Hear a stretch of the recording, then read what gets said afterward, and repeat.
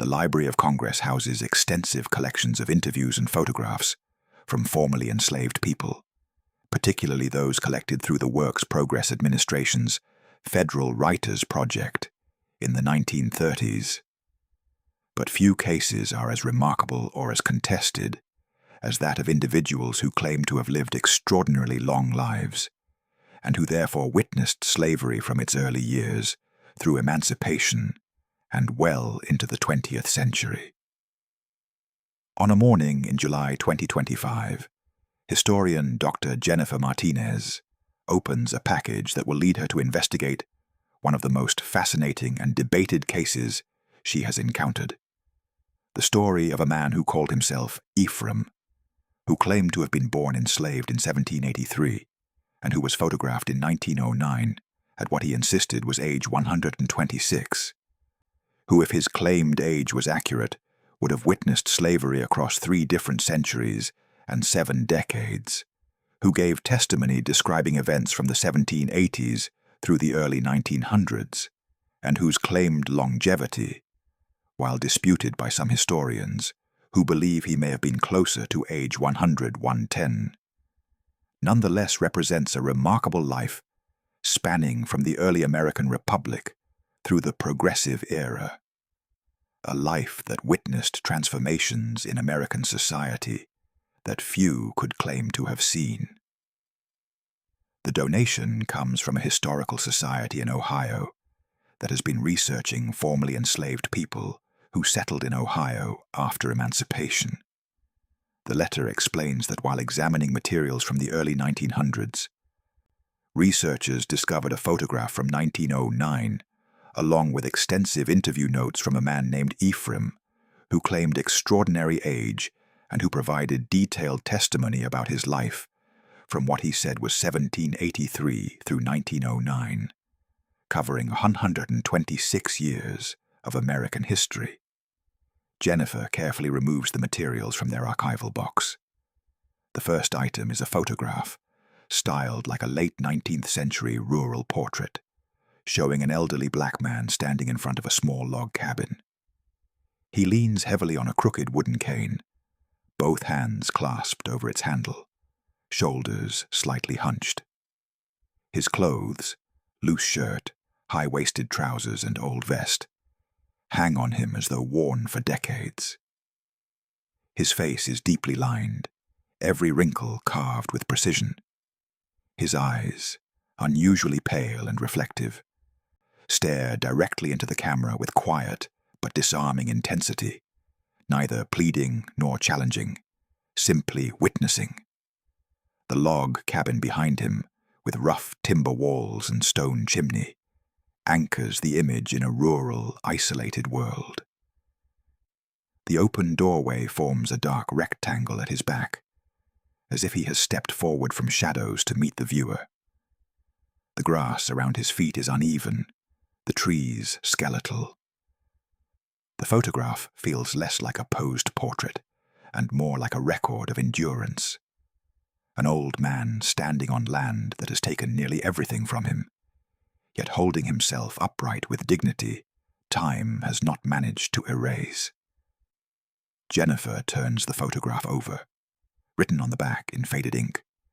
Ephraim, photographed Ohio, 1909, claims to have been born enslaved in Virginia in 1783, making him 126 years old at time of photograph. If accurate, he would have been born during the Revolutionary War era and would have lived through slavery's early expansion, the antebellum period, the Civil War, emancipation, Reconstruction, and into the 20th century. His claimed age is disputed. Some believe he may have been 110 rather than 126. But regardless, he represents one of the oldest formerly enslaved people ever documented, and his testimony spans an extraordinary period of American history. And below that, in different handwriting, added much later, he said he was born in 1783. He said he remembered the 1790s, the early 1800s, events from before most people's grandparents were born. He said he had seen things no one would want to see, slavery in its earliest, most brutal forms, transformations across generations, horrors that repeated despite changes in law and custom, whether he was truly 126 or only 110. He had lived an impossibly long life and witnessed impossible things. This is his testimony. Jennifer reads the inscription 3 times, her mind racing. If Ephraim's claimed birth year of 1783 was accurate, he would have been born during the Revolutionary War era, would have been an adult during the early years of the American Republic, would have witnessed the expansion of slavery in the 1800s, would have been in his 80s during the Civil War and Emancipation, and would have lived another 40-plus years after freedom. That would make him one of the longest-lived formerly enslaved people ever documented. But Jennifer also knows that age claims from formerly enslaved people must be approached carefully. Many enslaved people did not know their exact birth dates. Some claimed older ages than they actually were, sometimes because they genuinely believed they were older, sometimes because extreme age conferred status and authority. Modern historians examining claimed ages of formerly enslaved people have found that while some claims appear accurate, others seem exaggerated by 10-20 years or more. But regardless of whether Ephraim was truly 126 or was only 110 years old, he had lived an extraordinarily long life and had witnessed transformations in American society across decades that few could claim to have seen. Jennifer spends the rest of that day examining the other materials in the package. What she finds is extraordinary. Extensive interview notes from 1909, where Ephraim describes his life from what he claims was 1783 through 1909, providing detailed accounts of events across 126 years, describing slavery in different periods, discussing emancipation and its aftermath, and reflecting on the changes and the continuities he had witnessed across more than a century of life. From the interview notes taken by a researcher in Ohio in August 1909.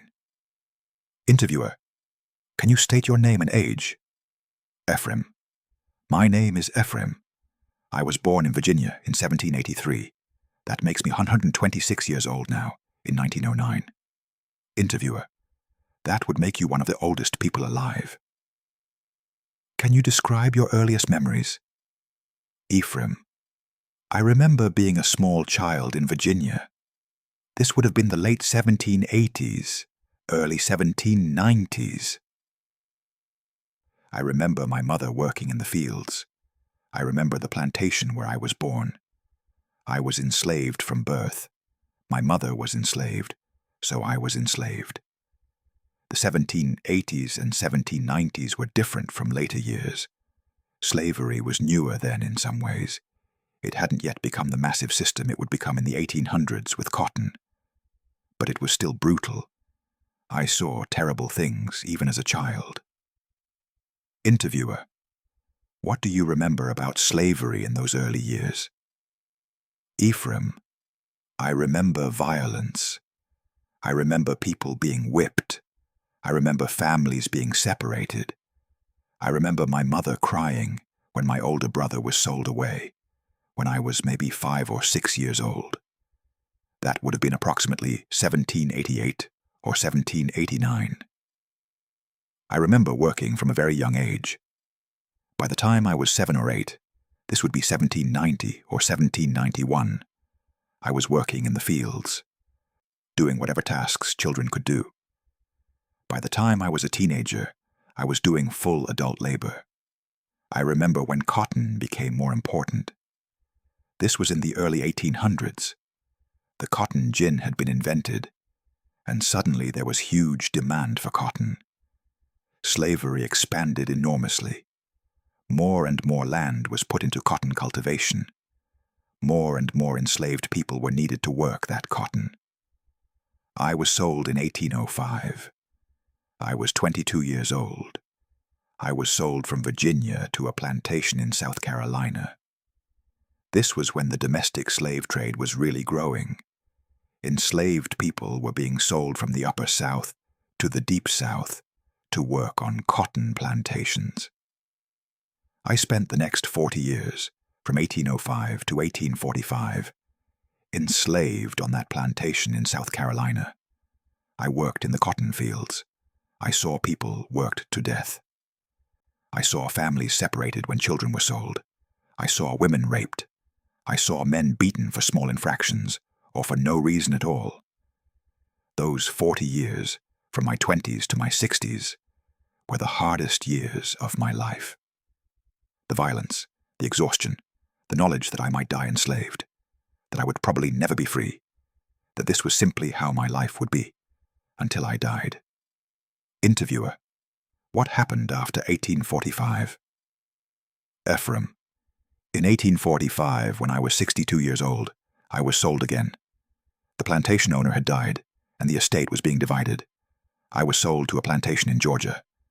I spent the next 20 years there, from 1845 to 1865. By this time, I was getting old. I was in my 60s and 70s during those years. But I was still forced to work. Old enslaved people were given lighter tasks if they could no longer do field work. But we were still expected to work until we literally couldn't work anymore. I remember the years leading up to the Civil War. There was growing tension. Enslaved people whispered about abolitionists in the North, about growing conflict over slavery. Some enslaved people believed freedom might be coming. Others thought freedom was impossible, that slavery was too powerful to be defeated. Then the war came, in 1861. I was 78 years old when the Civil War began. The plantation where I was enslaved was disrupted by the war. Some enslaved people ran away to Union lines. Others stayed because they had nowhere to go, or because they were too old or sick to run. Emancipation came to Georgia in 1865. I was 82 years old. After 82 years of enslavement, I was free. Interviewer: what did you do after emancipation? Ephraim: freedom at age 82 is different from freedom at age 22. I was an old man. I had no family. Everyone I had known in my youth was long dead or sold away. I had no money, no property, no skills except agricultural work. I worked as a laborer on farms in Georgia for several years after emancipation. It was hard. White landowners paid very low wages and treated us not much better than when we were enslaved. But we were legally free, and that meant something. In the 1870s, I was in my late 80s or early 90s by then, I moved north to Ohio. There were black communities in Ohio, and I heard there might be opportunities there. I settled in a small black farming community. I continued doing agricultural work as long as I could. As I got older, into my 90s and then past 100, I could no longer do heavy labor. The community helped me. I lived in a small cabin that the community built for me. People brought me food. I survived. Interviewer: you say you are now 126 years old. That would make you one of the oldest people ever documented. Can you describe what it's been like to live so long and to witness so much history? Ephraim: living to 126 years old means watching the world change in ways most people cannot imagine. I was born in 1783, during the Revolutionary War era. I lived through slavery's expansion in the 1800s. I lived through the Civil War. I lived through emancipation and Reconstruction. I have now lived into the 20th century, into 1909, seeing automobiles, electric lights, telephones, changes that would have seemed like magic when I was young. But the hardest thing about living so long is witnessing how much has changed and how much has stayed the same. Slavery ended in 1865. I was free at age 82. For the past 44 years, I have been legally free, but I have watched how freedom has been constrained. I have watched Reconstruction end and Jim Crow begin. I have watched black people in the South lose voting rights, face segregation, experience violence and lynching. I have watched how the promise of emancipation has been betrayed in many ways.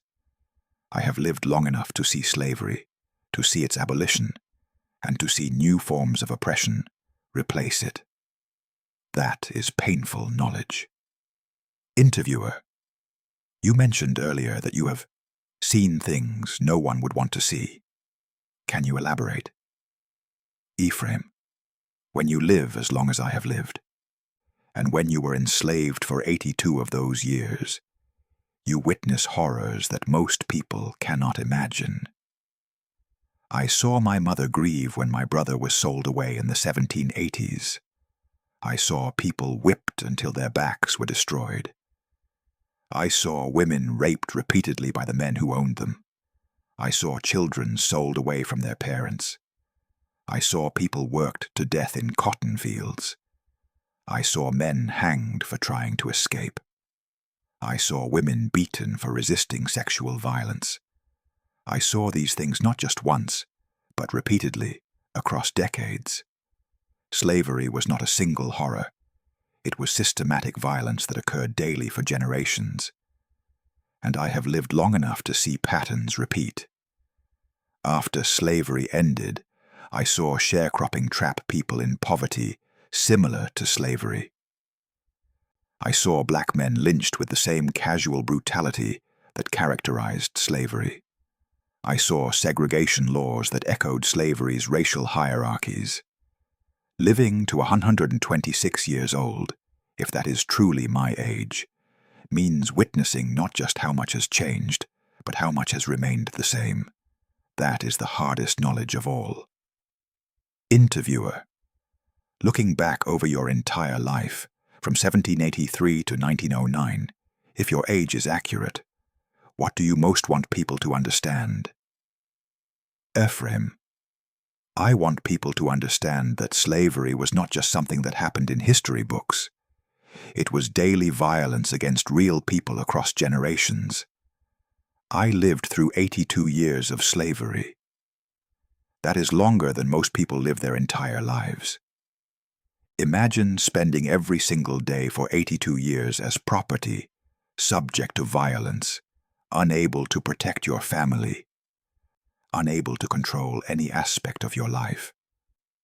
I want people to understand that the effects of slavery did not end with emancipation. I have lived 44 years since emancipation, and I have watched how black people continue to face violence, discrimination, and oppression. Slavery shaped American society in ways that continue to matter, and I want people to understand that survival is possible even under impossible conditions. I survived 82 years of slavery. I survived to age 126, if that is my true age, and I believe it is. I witnessed transformations across more than a century. I am still here. That is what I want documented. That slavery was worse than most people imagine. That its effects continue. And that black people have survived and resisted despite everything done to destroy us. Jennifer reads the interview notes multiple times, struck by Ephraim's detailed descriptions of events across multiple decades, and his reflections on how much had changed and how much had remained the same over his extraordinarily long life. Jennifer contacts Dr. Robert Williams, a historian at Ohio State University, who specializes in formerly enslaved people's testimony, and who has studied cases of individuals who claimed exceptional longevity. Robert has spent years examining age claims from formerly enslaved people, trying to determine which claims are likely accurate and which may be exaggerated, while also recognizing that regardless of exact ages, these individuals lived remarkably long lives and provided crucial testimony about slavery and its aftermath. Robert calls her back within hours. "Ephraim's case is one of the most interesting I've encountered," he says. His claimed birth year of 1783 would make him 126 in 1909, which would be extraordinarily rare but not impossible. However, many scholars who have examined similar cases believe ages may be overestimated by 10-20 years or more. Ephraim might have been born closer to 1800, 1810, which would make him 100, 110 in 1909. Still remarkably old, but more plausible. But regardless of his exact age, his testimony is valuable because it covers such an extensive period and provides detailed descriptions of slavery across decades. Send me everything. Jennifer shares all materials with Robert. They arrange to meet at the Ohio Historical Society to examine any additional records that might help determine Ephraim's actual age and to analyze his testimony for historical accuracy, regardless of his exact birth year. Over the following weeks, Jennifer and Robert work to evaluate Ephraim's testimony and his claimed age. They find that verifying ages of formerly enslaved people is extremely difficult because most enslaved people were not given birth certificates, and many did not know their exact birth dates. Age claims often had to be based on memory, on relative ages compared to known events, or on physical appearance, all imperfect methods.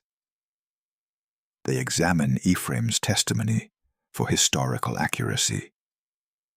They find that his descriptions of events from the 1780s, 1790s include details that are historically accurate, references to the post-Revolutionary War period, descriptions of slavery in Virginia in that era, mentions of the cotton gin's invention in the 1790s and its impact on slavery in the early 1800s. These details suggest either that Ephraim truly remembered these periods, or that he had heard about them from older people and incorporated them into his narrative. His descriptions of slavery in the antebellum period, 1805-1860s, are extremely detailed and match historical records about slavery in South Carolina and Georgia during that era. His descriptions of the Civil War from the perspective of an enslaved person in Georgia align with other testimony from formerly enslaved people in that region. His descriptions of emancipation at age 82 and his subsequent experiences through Reconstruction and into the early 1900s are consistent with historical documentation of formerly enslaved people's experiences during those periods. They find census records that may relate to Ephraim. In the 1870 census for Ohio, they find a man listed as Ephraim, race black, age listed as 85. If this is the same person, and if the age was accurate, he would have been born around 1785, close to his claimed 1783 birth year. However, census ages were often estimates and frequently inaccurate. They find no birth records or other definitive documentation of Ephraim's birth year. This is unsurprising. Enslaved people born in 1783 would not have had birth certificates, and records from that era are sparse. After extensive analysis, Robert concludes, "We cannot definitively prove Ephraim was born in 1783, but we also cannot disprove it. His testimony includes accurate historical details from periods spanning the 1780s through 1909. He may have been 126 in 1909, or he may have been 110, and claiming older age based on honest misunderstanding of his birth year, or based on stories he had heard from older people. But regardless of his exact age, he lived an extraordinarily long life. He survived decades of slavery, and he provided valuable testimony documenting slavery across multiple periods and reflecting on the changes and continuities from the 1780s through the early 1900s. Over the following months, Jennifer and Robert worked to create an exhibition examining Ephraim's testimony and the broader issue of longevity claims among formerly enslaved people. They work with gerontologists and demographic historians to provide context about exceptional longevity and about how to evaluate age claims from historical populations where birth records are unavailable. 24 months after Jennifer first opened that package, the Library of Congress opens the exhibition Living Through Impossible Times, Ephraim and the Question of Exceptional Longevity Among Formerly Enslaved People. The exhibition occupies a gallery designed to examine Ephraim's testimony while honestly addressing the uncertainty about his exact age. The centerpiece is the 1909 photograph showing Ephraim standing in front of his cabin, looking remarkably aged but still upright, still witnessing. A detailed explanation accompanies the image. This 1909 photograph shows Ephraim, who claimed to have been born enslaved in Virginia in 1783, making him 126 years old at the time of this photograph. His claimed age is disputed. Modern historians believe he may have been 100, 110, rather than 126. But regardless, he lived an extraordinarily long life. If his claimed age was accurate, he would have been born during the Revolutionary War era and would have witnessed slavery from the 1780s through emancipation in 1865, living another 44 years after freedom. His testimony covers events from the 1780s through 1909, providing a remarkable perspective on American history across more than a century. The exhibition presents Ephraim's complete testimony alongside historical analysis, examining the plausibility of his claimed age and the accuracy of his historical descriptions. The exhibition does not claim definitively that Ephraim was 126, but it presents the evidence and allows visitors to understand both why he claimed that age and why modern historians are uncertain about it. One section examines the challenge of determining ages for formerly enslaved people. The lack of birth records, the reliance on memory and estimates, the reasons people might claim older ages than they actually were, and the methods historians use to try to verify ages. Another section presents Ephraim's testimony chronologically. His descriptions of the 1780s, 1790s, the early 1800s, and slavery's expansion with cotton, the antebellum period, the Civil War, emancipation, Reconstruction, and the early 1900s. Historical analysis accompanies each section, showing how Ephraim's descriptions align with historical records. A section titled "He Saw Things No One Would Want To" examines Ephraim's descriptions of slavery's violence across decades. The whippings, the family separations, the sexual violence, the working people to death. The exhibition emphasizes that whether Ephraim witnessed these things personally from the 1780s onward or from the 1800s onward, he witnessed systematic brutality across many decades. The exhibition examines Ephraim's reflections on how much had changed and how much had remained the same. Slavery's abolition, but the rise of sharecropping and Jim Crow. Legal freedom, but continued violence and discrimination. His perspective on continuities across supposed transformations is presented as valuable regardless of his exact age. A section on other cases of exceptional longevity among formerly enslaved people shows that while 126 would be extraordinarily rare, there were documented cases of formerly enslaved people living to 100, 110, and several who claimed ages of 115, 130, though many of these claims are now believed to be overestimates. The exhibition includes contemporary scientific information about exceptional longevity, showing that while living to 110 plus is extremely rare, it is possible, and that accurate documentation of such cases became more common only in the 20th century, as birth records became universal. A video plays continuously featuring historians discussing Ephraim's testimony, gerontologists discussing exceptional longevity and how to evaluate age claims, and descendants of formerly enslaved people reflecting on the importance of testimony from people who lived across such extensive periods. On opening day, Jennifer stands in the gallery watching visitors engage with the exhibition. She sees people study Ephraim's photograph, understanding that this extraordinarily aged man, whether 126 or 110, had lived an impossible span of time and witnessed impossible things.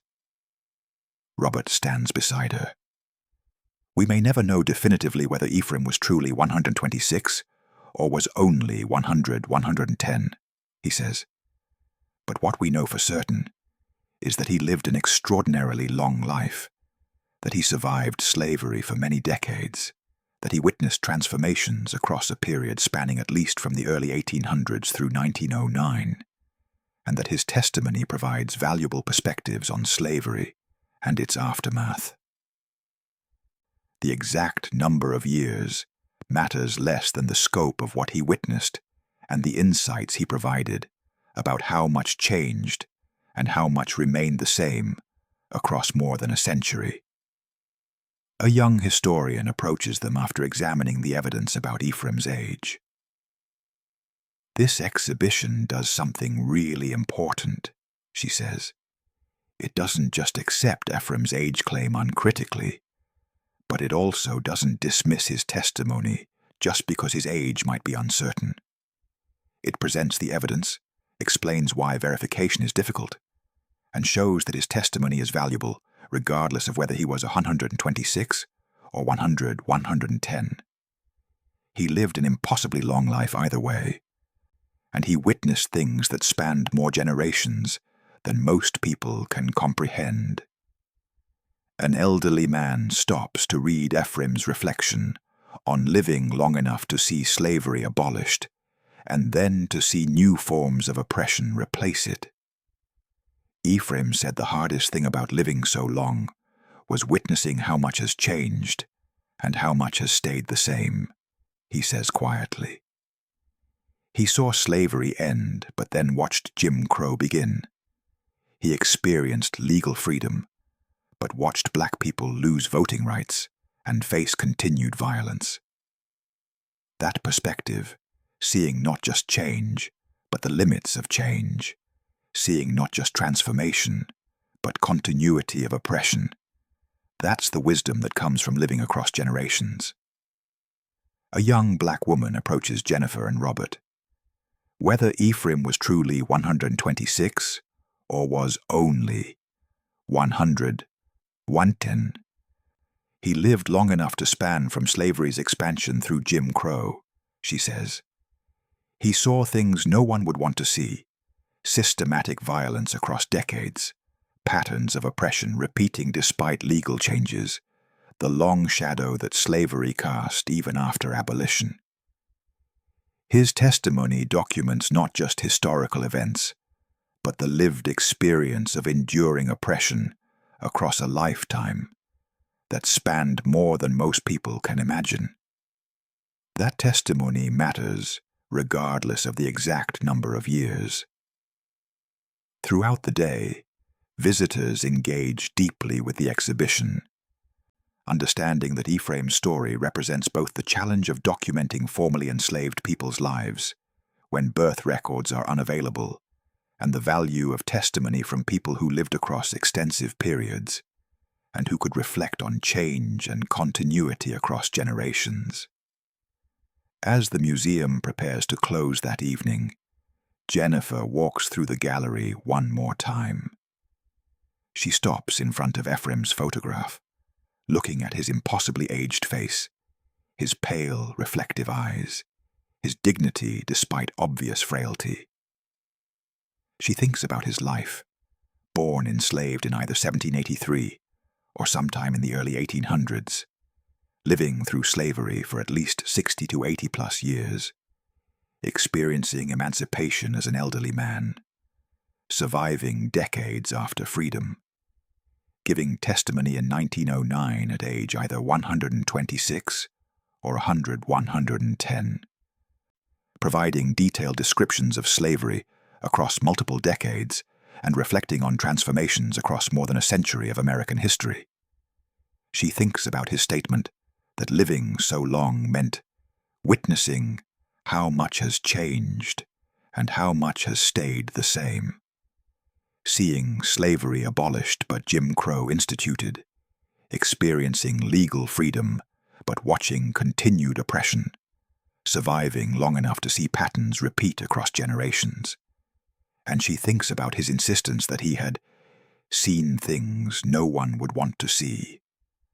Systematic violence across decades, horrors that repeated despite changes in law, knowledge earned through impossibly long endurance of impossible conditions. The photograph waited 116 years to receive full analysis and contextualization. The image of an impossibly aged man standing with dignity despite obvious frailty has become testimony to survival across an extraordinary span of time, to witnessing transformations and continuities across generations, and to the wisdom that comes from living long enough to see not just how much changes, but how much remains the same. Now the photograph and exhibition have fulfilled a purpose Ephraim would have wanted. His testimony has been preserved and analyzed carefully. His claimed age has been examined honestly, without either uncritical acceptance or dismissive rejection. His insights about living across generations and witnessing patterns of oppression repeat despite supposed transformation have been honored, and future generations can understand that some formerly enslaved people lived extraordinarily long lives that spanned from slavery's expansion through Jim Crow, providing perspectives on American history across periods that few could claim to have witnessed. Whether Ephraim was truly 126 or was only 110, he lived an impossible span of time, saw impossible things, survived impossible conditions, and left testimony documenting not just the facts of slavery, but the experience of enduring oppression across a lifetime longer than most people can imagine. A lifetime that allowed him to witness both how profoundly American society transformed between the 1780s or early 1800s and 1909, and how tragically much remained the same in terms of black people's continued subjection to violence, discrimination, and systematic oppression despite slavery's legal abolition.